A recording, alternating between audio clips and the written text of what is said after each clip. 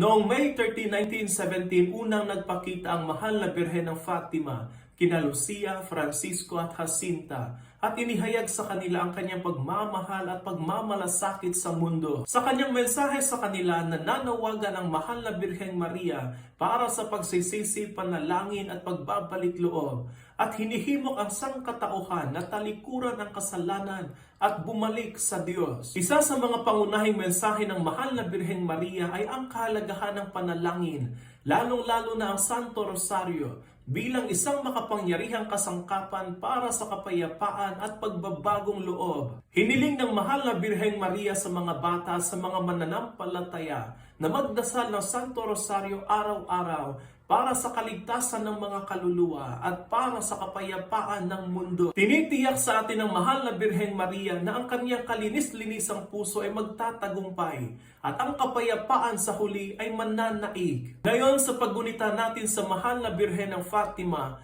tumalima tayo sa kanyang panawagan para sa panalangin, pagsisisi at pagbabalik loob sa Diyos. Sa pamamagitan lamang nito at ng pagdarasal ng Santo Rosario, tayo ay makakaranas ng tunay na kapayapaan.